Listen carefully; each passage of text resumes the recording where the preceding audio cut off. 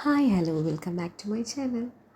ഇന്നത്തേതൊരു variety special snack ഐറ്റമാണ് കപ്പയും മുട്ടയും. അതിനായിട്ട് എന്തൊക്കെ ഇൻഗ്രീഡിയൻസ് ആണ് വേണ്ടതെന്ന് നമുക്ക് നോക്കാം.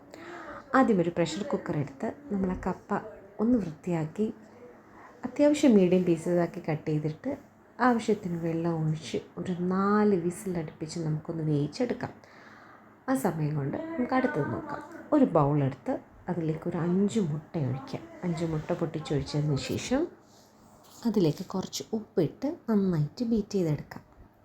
അതിനുശേഷം ഒരു പാൻ അടുപ്പിൽ വെച്ച് കുറച്ച് എണ്ണ ഒഴിച്ചിട്ട് നമുക്ക് ഈ മുട്ടയൊന്ന് ഒഴിച്ച് നമുക്ക് സ്ക്രാമ്പിൾ ചെയ്തെടുക്കാം. അത്യാവശ്യം വലിയ പീസസായിട്ട് വേണം സ്ക്രാമ്പിൾ ചെയ്ത് കിട്ടാൻ വേണ്ടിയിട്ട്. അതുകൊണ്ട് ഒഴിച്ച് ഒരു കുറച്ച് 2-3 സെക്കൻഡ്സ് കഴിഞ്ഞിട്ട് വേണം ഒന്ന് സ്ക്രാമ്പിൾ ചെയ്തെടുക്കാൻ വേണ്ടിയിട്ട്. സ്ക്രാമ്പിൾ ചെയ്തെടുത്ത എഗ്ഗ് നമുക്ക് വേറൊരു പ്ലേറ്റിലോട്ട് മാറ്റാം. അടുത്തതായി ഒരു പാൻ അടുപ്പിൽ വെച്ച് ചൂടായി കുറച്ച് ഓയിൽ ഒഴിച്ച് അതും ഒന്ന് ചൂടായതിന് ശേഷം അരിഞ്ഞു വെച്ചിരുന്ന ഒരു സവാള ഇട്ട് കൊടുക്കാം. അതിലേക്ക് ചെറുതായിട്ട് ചോപ്പ് ചെയ്ത് 2 പച്ചമുളകും കൂടി ആഡ് ചെയ്ത് നന്നായിട്ടൊന്ന് വഴറ്റിയെടുക്കണം. സവാളയൊക്കെ ഒന്ന് വഴറ്റി വന്നു കഴിയുമ്പോൾ ചെറുതായി അരിഞ്ഞു വെച്ചിരുന്ന ഒരു ചെറിയ പീസ് ഇഞ്ചിയും കൂടി ഇട്ട് വഴറ്റാം.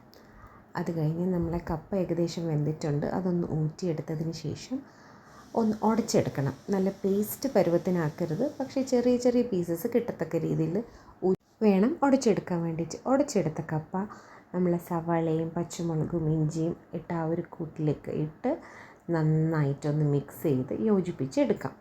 അതിലേക്കൊരു 2 തണ്ട് കറിവേപ്പിലയും കൂടി ഇട്ട് ഒന്ന് യോജിപ്പിക്കാം. അതും ഒന്ന് നന്നായിട്ട് മിക്സ് ആയതിന് ശേഷം നമ്മൾ നേരത്തെ സ്ക്രാമ്പിൾ ചെയ്ത് വെച്ചിരുന്ന നമ്മളെ മുട്ട കൂടി ഇട്ട് അതും ഒന്ന് നന്നായി മിക്സ് ആകുന്ന വരയ്ക്കും ഇളക്കി കൊടുക്കാം. ഈ ഒരു മിക്സിലേക്ക് ഒരു 1/4 ടീസ്പൂൺ മഞ്ഞൾപ്പൊടിയും കൂടി ഇടാം.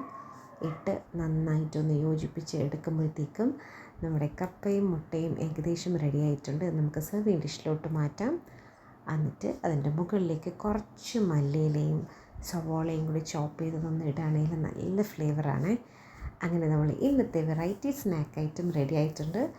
നിങ്ങൾ ചായയുടെയോ സുലൈമാനിയുടെയോ ഒക്കെ കൂടെ ഇതൊന്ന് ട്രൈ ചെയ്തിട്ട് തീർച്ചയായിട്ടും ഫീഡ്ബാക്ക് അറിയിക്കണേ.